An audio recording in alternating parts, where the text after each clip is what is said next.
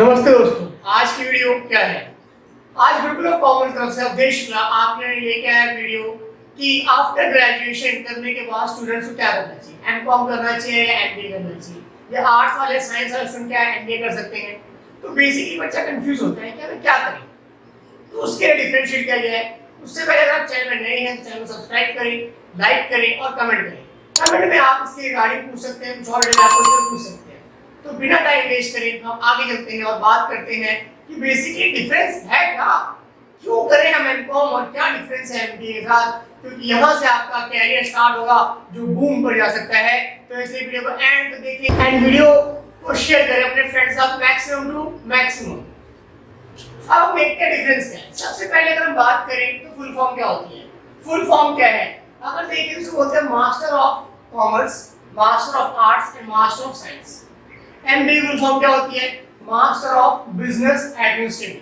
Business administration यानी कि business के रिगार्डिंग काम किया जाता है, यानी कि बेसिकली कॉर्पोरेट सेक्टर में से काम होता है। एमबीए कौन कर सकता है, एमबीए आर्ट्स वाले, साइंस वाले और कॉमर्स वाले तीनों कर सकते हैं after their completion of graduation. Duration कितनी है साल कोर्स की? कोर्स की ड्यूरेशन हमारे पास 2 इयर्स की, चाहे आप एमकॉम करें चाहे आप एमबीए करें, दोनों का जो ड्यूरेशन है कोर्स का क्या है, सेम है। तो यहाँ तो दोनों सेम है। क्या कोई एज लिमिट है कोर्स करने के लिए? नहीं, कोई एज लिमिट नहीं है।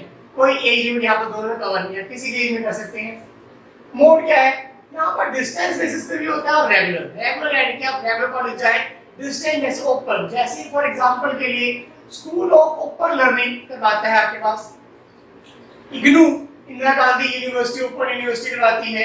ऐसे बहुत सारी यूनिवर्सिटीज हैं जो मेनली करवाती हैं।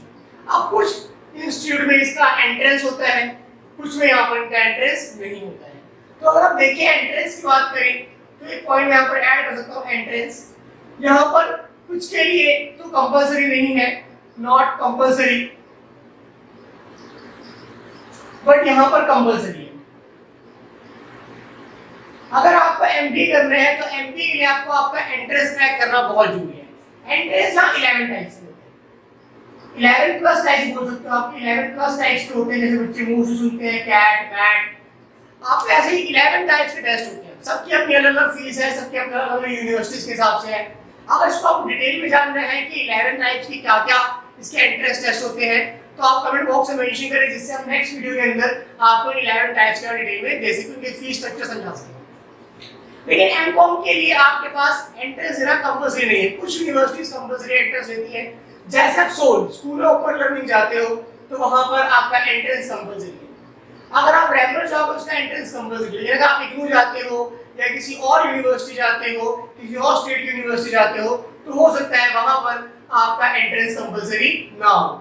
तो यहाँ बेसिकली क्वेश्चन उठता है क्या हमें डिस्टेंस करना चाहिए रेगुलर।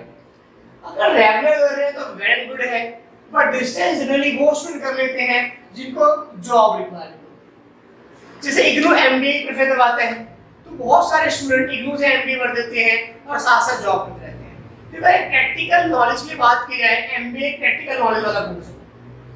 अगर हम देखें नॉलेज की तो यहाँ पर आपके पास थ्योरिकल नॉलेज की बात की जाएगी, लेकिन एमबीए के थ्योरिकल प्लस प्रैक्टिकल नॉलेज की बात की जाती है। तो ये मेरा सजेशन है, पर्सनल सजेशन, कि आप एमबीए कभी भी डिस्टेंस बेस पर ना करें।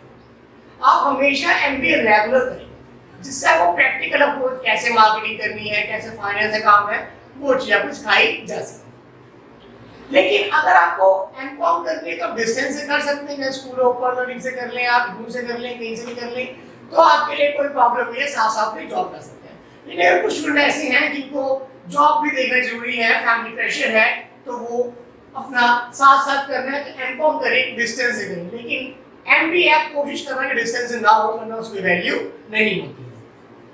सबसे इम्पोर्टेंट क्वेश्चन आता है जब पूछता फीस कितनी लगेगी सर। तो दोस्तों यहाँ 20,000 से 1 लाख तक में आपका पूरा 2 साल का कोर्स निपट जाता है। इतनी हाई फीस नहीं होती किसी कॉलेज की। अगर आप ओपन से करते हैं 5-6,000 आपकी फीस होती है 1 साल की। लेकिन यहाँ पर अगर आप एमबीए करने जाएंगे तो मिनिमम 1 लाख से 10 लाख तक आपके मिनिमम जाएंगे। डिपेंड करता है यूनिवर्सिटीज में, ऐसे होता है 11 टाइप्स के एंट्रेंस होते हैं, तो अलग अलग यूनिवर्सिटीज में होते हैं। कौन सी यूनिवर्सिटी का एंट्रेंस फॉर्म कब निकलता है, क्या कैटेगरी फॉर्म डिटेल होती है।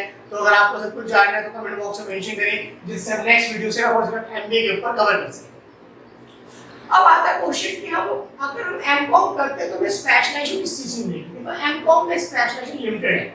लिमिटेड इन द सेंस आपको थ्योरेटिकल नॉलेज जैसे आपने बैचलर पढ़ा, बीकॉम पढ़ा, वही सेम नॉलेज आपको एमकॉम में दी जाएगी, कोई स्पेसिफिक नॉलेज नहीं दी जाएगी। लेकिन अगर आप एमबीए करते हो तो एमबीए किसी पर्टिकुलर फील्ड में कर सकते हैं, जैसे एमबीए इन फाइनेंस कर सकते हैं, एमबीए इन मार्केटिंग कर सकते हैं, एचआर कर सकते हैं। देयर आर मल्टीपल ऑप्शंस जहां पर एमबीए कर सकते हैं। तो अगर आपको जॉब ओरिएंटेड जाना है, यानी कि कॉर्पोरेट सेक्टर में जाना है, यानी कि मैं जॉब की बात करूं तो कॉर्पोरेट सेक्टर में अगर जॉब करनी है तो MBA is the best option for you. अगर कंपनीज में, एमएनसीज में जॉब करनी है, अगर आपको टीचिंग लाइन में जाना है, रिसर्च करनी है, रिसर्च में लाइक पीएचडी करनी है आपको, तो आपके लिए पीएचडी एक्सेट्रा करने के लिए बेटर है कि आप एमकॉम करें। तो वो आपको देखना है कि आपका इंटरेस्ट टीचिंग सेक्टर में जा रहा है तो आप एमकॉम करें। अगर आपको लगता है कि मुझे जॉब करनी है, कॉर्पोरेट सेक्टर में जाना है, तो यू शुड प्रेफर एमबीए करें। नॉलेज बता चुका हूं आपको कि यहाँ थ्योरेटिकल नॉलेज होती है और यहाँ प्रैक्टिकल नॉलेज की बात की जाती है। एग्जाम यहाँ पर दोनों में सेमेस्टर वाइज की जाती है। आज का टाइम ऐसा हो चुका है जहां पर दोनों टाइम के एग्जाम सेमेस्टर बेसिस पे हो रहे हैं, 6 मंथ पर।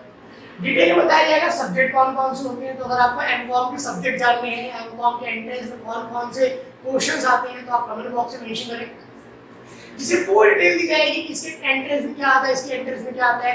अगर आपको एंट्रेंस के रिगार्डिंग वीडियोस चाहिए कि एंट्रेंस के टॉपिक को आपको नहीं आता तो भी आप मेंशन कर सकते हैं, जिससे कि हम आपको उसके रिगार्डिंग वीडियो में कवर करेंगे। बिकॉज एंट्रेंस की प्रिपरेशन दोनों कोर्सेज से करवाई जाती है, तो आप किसी भी कोर्स के एंट्रेंस के लिए अप्लाई कर सकते हैं, जिसकी वीडियोस आपको प्रोवाइड की जा सकती है, नोट्स प्रोवाइड किए जाएंगे। तो बेसिकली मोटा डिफरेंस आपको समझना है क्या है एमकॉम और एमबीए में। एट द एंड हम बात करते हैं तो मोटा डिफरेंस ये है दोस्तों कि एमबीए आपकी जॉब ओरिएंटेड कोर्स है और एमकॉम एक टीचिंग ओरिएंटेड कोर्स है।